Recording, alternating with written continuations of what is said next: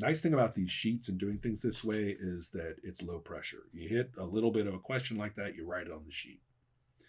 And then you go and, shop for your kids' birthdays, have a night's sleep, talk to your wife, do other things.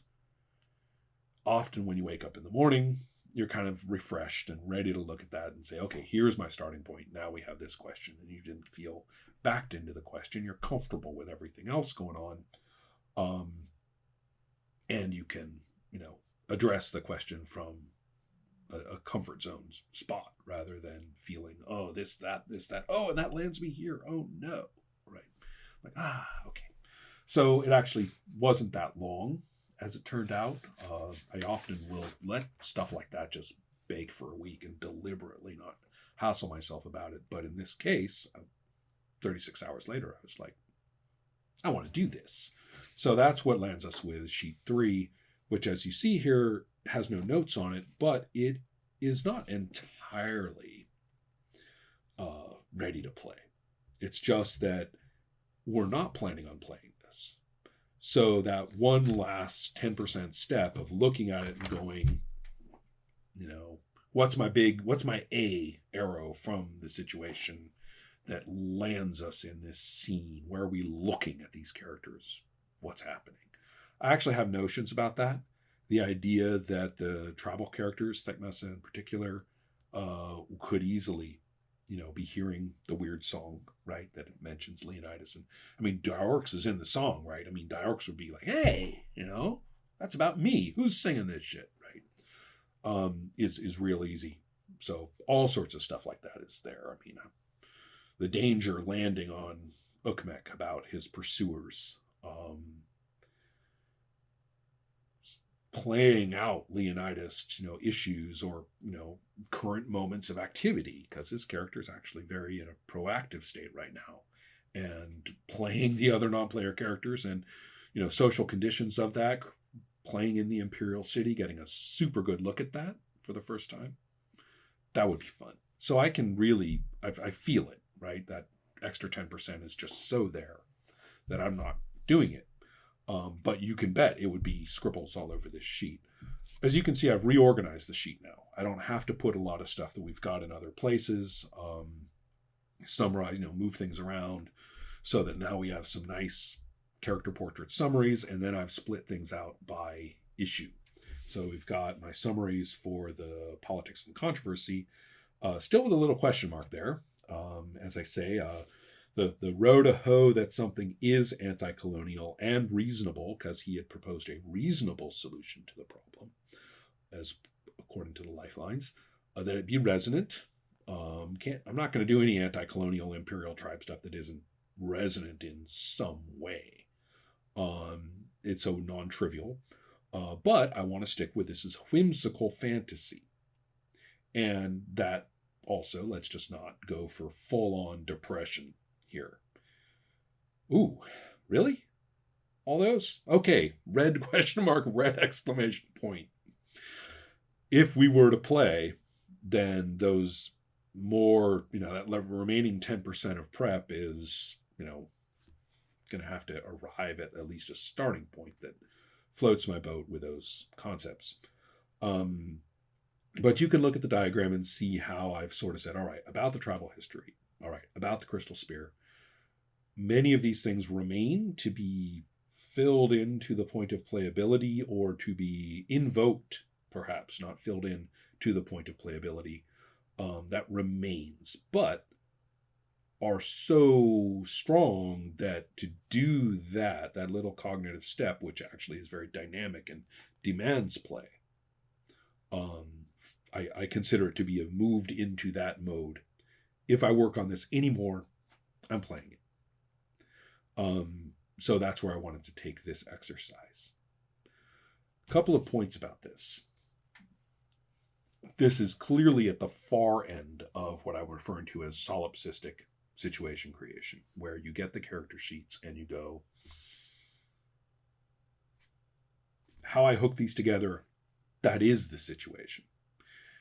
With the weirdness being sort of my one gear that I get to, put into gear and make my own.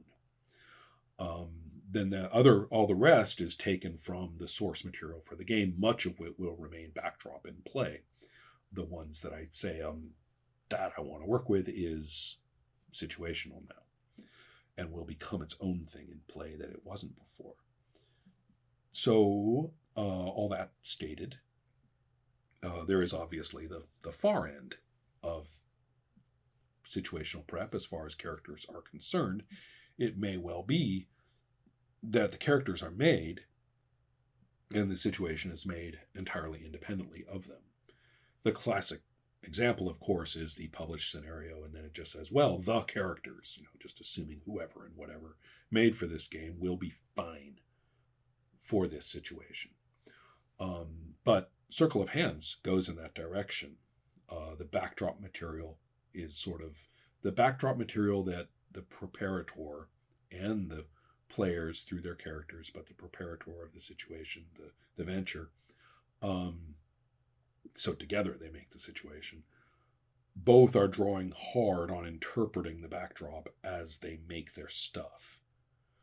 So there's a commonality there. But they have made them independently. The venture has been made without knowing which characters have been chosen to be played. So you don't even, you have a bank of characters and you don't know which ones the players are going to be choosing, and they're only doing so on extremely limited knowledge of the venture. So that's on purpose. So there it is, a juxtaposition of incomplete information on both parts. On all parts, I should say. And that's very deliberate. Sorcerer also is, it kind of leans toward the solipsistic end because of the character diagrams. But there is room, much like Whimsical Ways, of taking the weirdness, which in that case is the demonic stuff, and giving it a huge amount of weight in the situation. And there's really nothing wrong with doing that at all. In fact, it's part of the fun, is building your metaphysic, if you will, of the particularly existential form that it takes in Sorcerer, that you will never truly know. So, all right, with the spectrum, in mind, I want to emphasize that in any case, situation in a playable state is what we need. So we can also look at design or context for play, instructions for play, that actually cause problems rather than help this to happen. Wesen is an excellent example. I couldn't have cobbled up an imaginary example that isn't as troubled as Wesen for this purpose. Basically, character creation is quite similar in some ways to Circle of Hands. You've got a wonderfully powerful backdrop, and then you have options and a relationship between points and roles and stuff like that through character creation, which really lands you with a vivid person. First of all, they all belong to this one society. Second, they each come from a very distinctive social class in Sweden of the late 1800s. And that's handled quite strongly in the game, and in terms of not just income, but attitudes and economic circumstances of different kinds, social views. The presence of the Lutheran Church at that time in its way, in its Swedish way, is also extremely distinctive. The changing politics of the culture, the deep impact of the Industrial Revolution on the culture. All of these are very explicit in the game, and they show up in character creation. Different naming conventions, different values, different potential problems per profession and social background are quite distinctive. So, for lack of a better word, class conflict is baked into character creation. Then second, every character has their own distinct relationship and background with the Wesen, and they're almost all traumatic.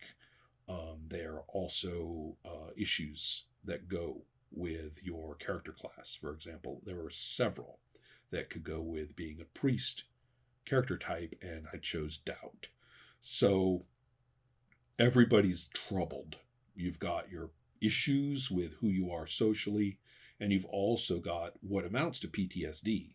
I mean, it's pretty straightforward in your relationship with the Vesson, and which has basically landed you in this society.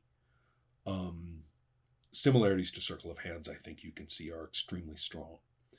But you, I mean, not because of any direct influence, but because this is a particular pattern of character creation that you can see across a variety of games. And it's kind of nice. I mean, Vesson has this logic to it where you end up with this vivid person.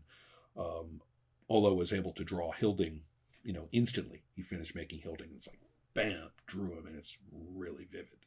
So, and you're also supposed to create a relationship between your player character and each of the other player characters, and it is recommended that they vary widely. It's recommended that some of them are problematic, or selfish, or through your social blinders, and also, rather, you don't see through the blinders, aligned by your social blinders. And so that is a piece of playing Vesson. I mean, you can't make up a boring character, really.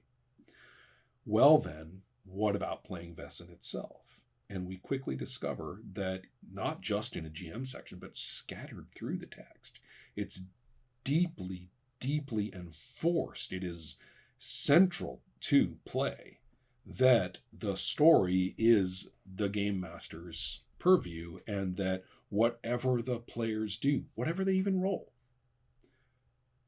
the story does what the story does. It will go the way it should. And should is very much a matter of, in my taxonomy of the game master, looking over their shoulder and making sure we're getting to where we're supposed to get to the thing that's about to happen, or to the next scene that will be happening.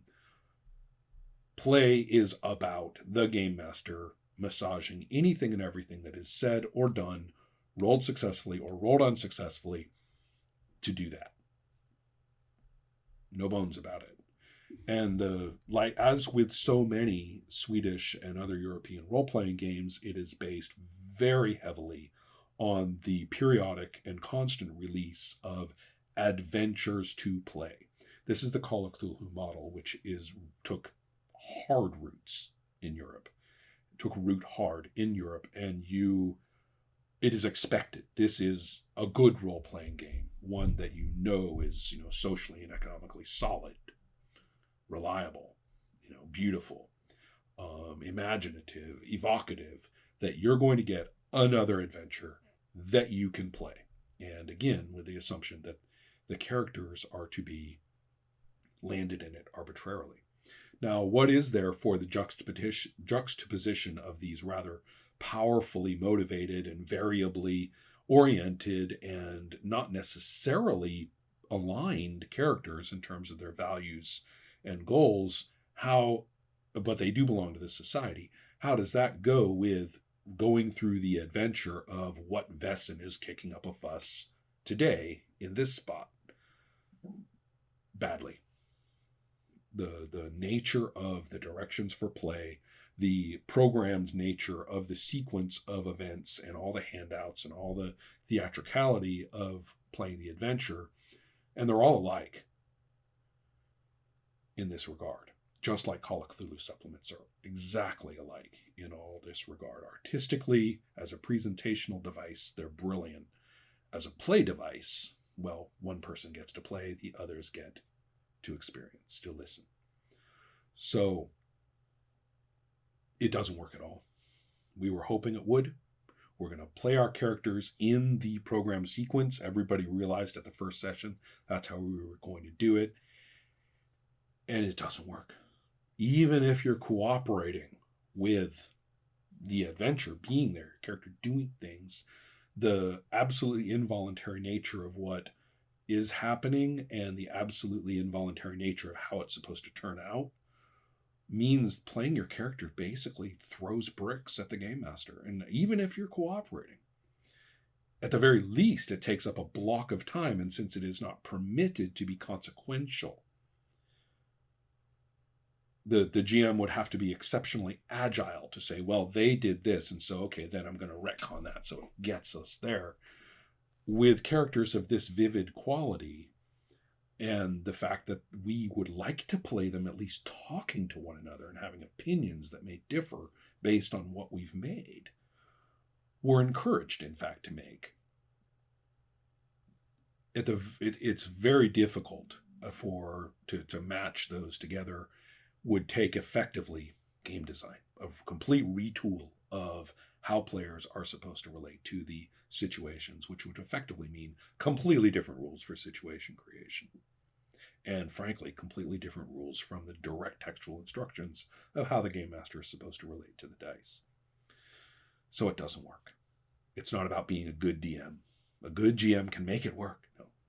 A good GM would say, and I have to dump 50% of the actual text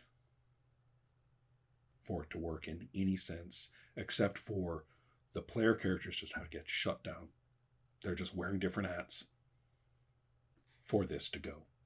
Otherwise, we'll be here for, 82 hours of meandering and frustration for the game master and frustration for the players as what they do hits walls.